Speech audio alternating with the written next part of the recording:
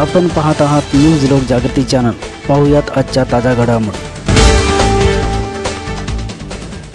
मुंबईतील India alliance बैठकीचे आयोजक host Shiv Sena पक्षप्रमुख उद्धवजी ठाकरे, राष्ट्रवादी काँग्रेसचे अध्यक्ष ज्येष्ठ नेते देशाचे माननीय शरद पवारजी, महाराष्ट्राचे माजी मुख्यमंत्री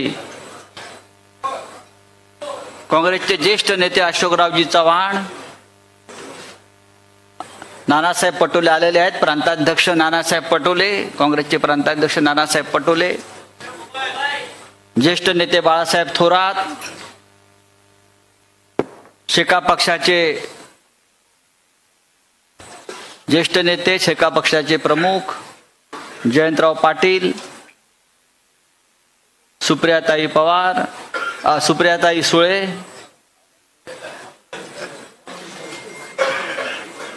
युवा सेनेचे अध्यक्ष श्री आदित्य ठाकरे आणि इथे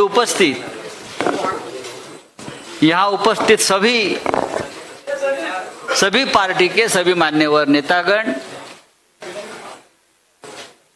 और पूरे देश भर से जो मीडिया यहाँ आया है, उन सभी का मैं स्वागत करता हूं। जैसे आदित्य जी आप बोल रहे थे, आज फिर एक बार चाइना अंदर घुस गई है, आक्रमण किया है अपने जमीन पर। लद्दाख में, अरुणाचल प्रदेश में। लेकिन जैसे जैसे हमारा इंडिया आगे बढ़ेगा वैसे वैसे चाइना पीछे हटेगी। ये इंडिया की ताकत बनते जा रही है। आज उद्धव जी, शरद पवार साहब आपसे बातचीत तो जरूर करेंगे, लेकिन मैं आपको ये बताना चाहता हूं कि हम कल और परसों 31 अगस्त एंड 1 सितंबर की इंडिया मीट की पूरी तैयारी कर चुके हैं। सभी प्रमुख नेता, सभी प्रमुख दल जो पटना में थे, जो बेंगलोर में थे, वो मुंबई में आ रहे हैं। लालू यादव जी का आगमन हो गया है, डॉक्टर फारूक अब्दुल्ला जी का आगमन हो गया है, ममता बनर्जी का आगमन हो गया है।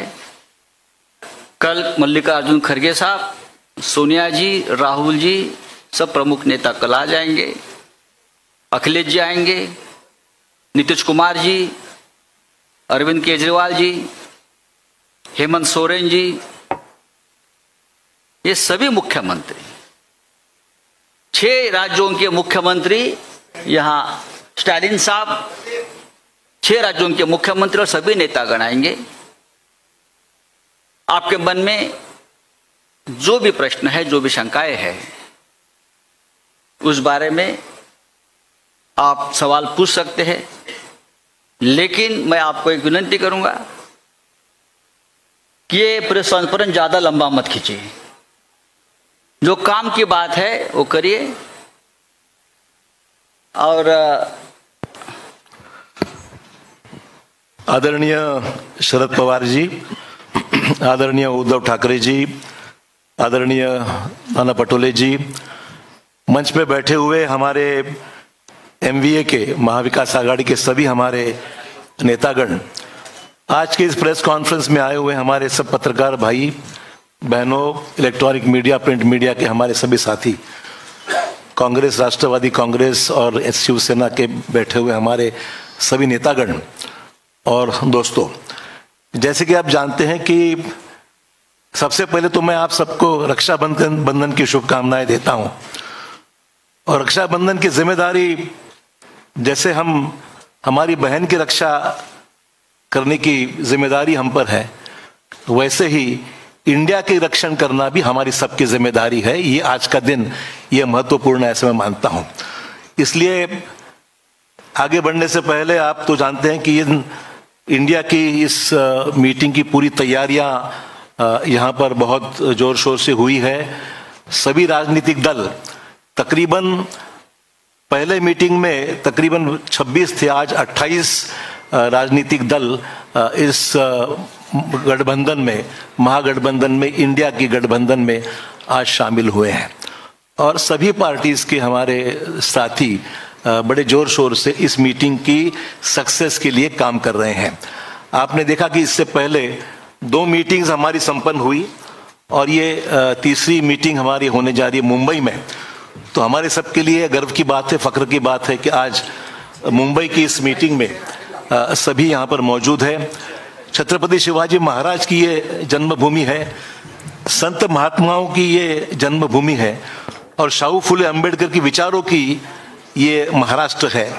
इसीलिए मुंबई में इसकी मीटिंग होना एक अलग महत्व रखता है। छत्रपति शिवाजी महाराज ने धर्मनिरपेक्षता और कल्याणकारी राज्य के एक महान प्रतीक उनकी इमेज रही है। संत महात्माओं ने दिया हुआ मानवता और भाईचारे हमेशा महाराष्ट्र हमने अपनाया है, उससे आगे हम बढ़े हैं। और इसीलिए शाहू फुले अंबेडकर की विचारधारा को लेकर इंडिया आगे बढ़ने का हमारा सबका उद्दिष्ट है, प्रयास है। और मुंबई खास करके जब महाराष्ट्र की बात हम करते हैं तो हमारी एक हिस्टोरिकल बैकग्राउंड है। स्वतंत्रता आंदोलन हो, सामाजिक परिवर्तन के आंदोलन हो, औद्योगिक कृषि क्रांतियां हो, तो महाराष्ट्र हर रेवोल्यूशन में महाराष्ट्र हमेशा आगे रहा है और महाराष्ट्र ने देश को लीड किया है। और राजनीतिक क्रांतियां भी जितनी हुई है वो मुंबई और महाराष्ट्र उसका एक केंद्र रह चुका है। दोस्तों, आज सबसे अहम मसले हमारे सामने हैं जो हम देखते हैं कि महंगाई, बेरोजगारी जैसे मुद्दे पे हम लोग आवाज हमेशा उठाते आ रहे हैं। सभी राजनीतिक दल, आज आपने देखा कि अगर पिछला इतिहास हम देखेंगे तो 2019 की जो चुनाव हुए थे उसमें ये सभी महागठबंधन में जितनी हमारी साथी पार्टीज शामिल हुई है, सब ने मिलकर 23 करोड़ 40 लाख वोट्स लोगों ने उनको दिए थे 2019 के चुनाव में।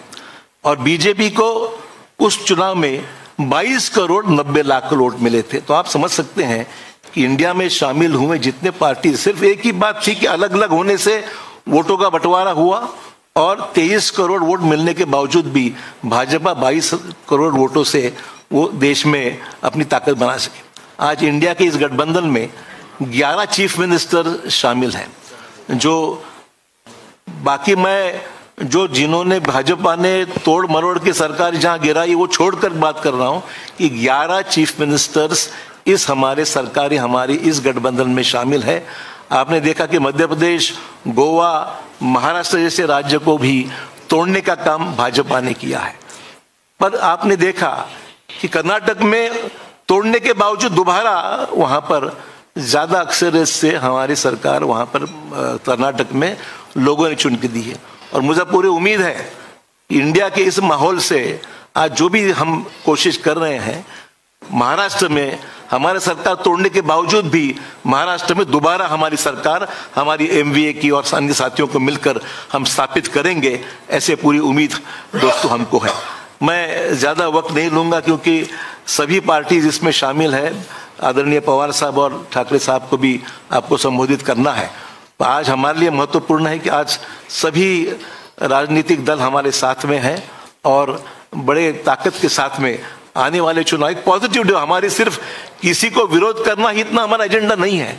डेवलपमेंटल अलायंस मैं कहूंगा कि इसमें डेवलपमेंट का एजेंडा है, कुछ पॉजिटिव काम करने का एजेंडा है और साथ ही साथ देश के जो फैसिस्ट फोर्सेस है उनको रोकने की चुनौती हमने स्वीकार कर ली। इसलिए एक छत्र में सब यहाँ पर इकट्ठा हुए हैं।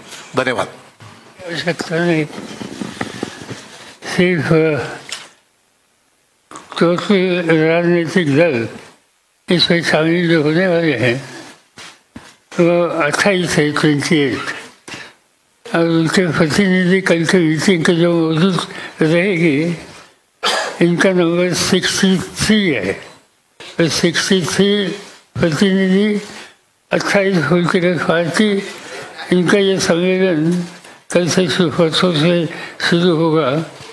और जिस तरह से कई राज्यों से लोगों का जो इसमें इंटरेस्ट के बारे में हम सुनते हैं, इससे मुझे पूरा विश्वास है कि एक अल्टरनेटिव फोरम देश में तैयार हो जाएगा कि जो देश में परिवर्तन करना है, ये परिवर्तन के लिए मजबूत होगा। और यही काम हम लोग करेंगे, इतना ही मैं कहता हूँ। और श्री उद्धव ठाकरे, इनके पास में माइक देता हूँ।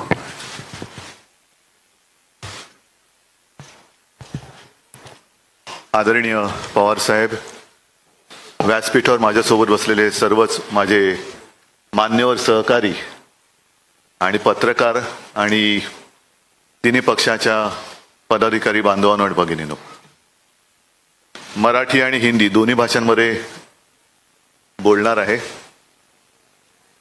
जसं अशोकरावांनी रक्षाबंधनाच्या शुभेच्छा दिलेल्याच आहेत, त्याचप्रमाणे मी सुद्धा सर्वांना, देशातील सर्व माझ्या मातांना आणि भगिनींना रक्षाबंधनाच्या शुभेच्छा देतो। आणि रक्षाबंधन केवळ एका दिवसासाठी असायला नको।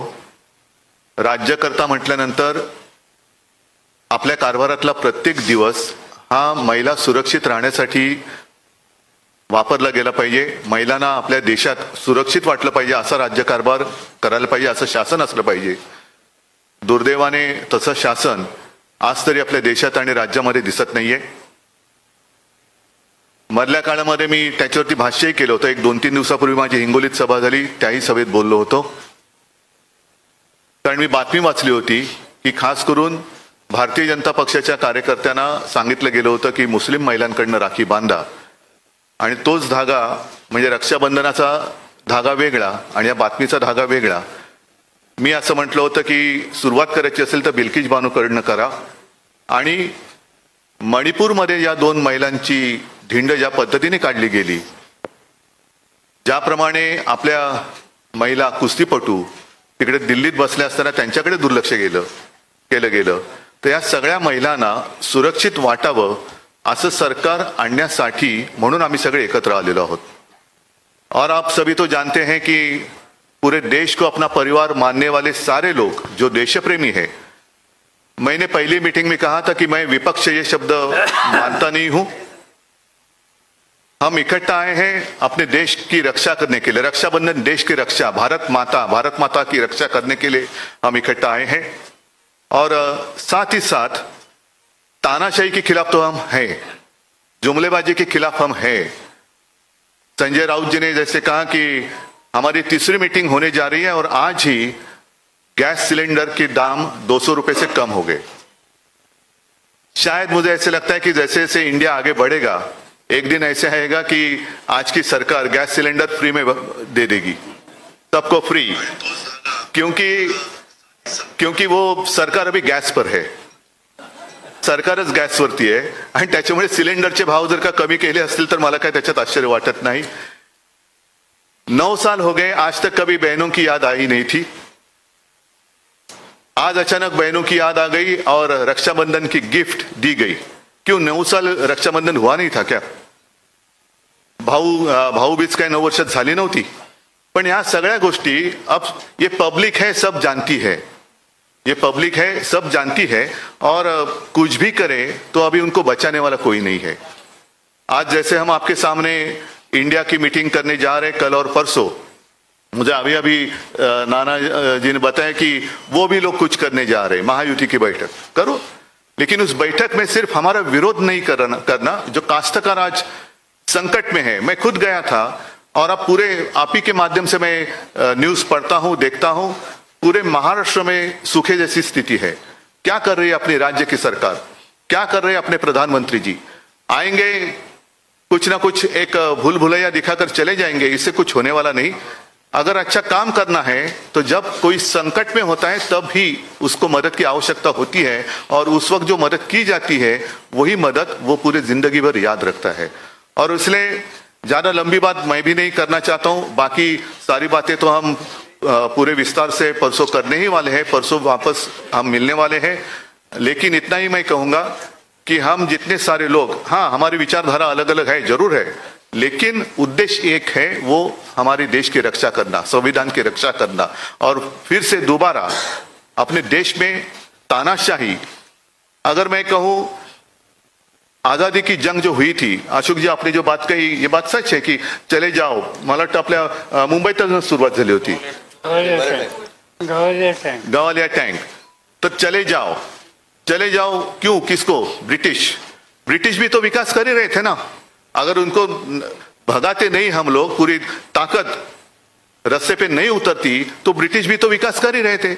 हमें विकास भी चाहिए, लेकिन विकास के साथ साथ हमें आजादी भी चाहिए, और विकास से भी ज्यादा ऊंची हमारी आजादी है। उसकी रक्षा करने के लिए हम सारे इकट्ठा आए हैं, और विचारधारा अलग अलग होगी लेकिन उद्देश्य एक है, और इसी को तो हम लोकतंत्र मानते हैं, प्रजातंत्र मानते हैं, लोकशाही मानते हैं, आणि ती लोकशाही वाचवण्यासाठी आम्ही एकत्र आलेलो आहोत, एकत्र राहू आणि आमच्या भारत मातेच्या हातापायात पुन्हा कोणत्याही हुकुमशहाला बेड्या घालायला देणार नाही ही शपथ घेऊन आम्ही पुढे जाणार आहोत। धन्यवाद।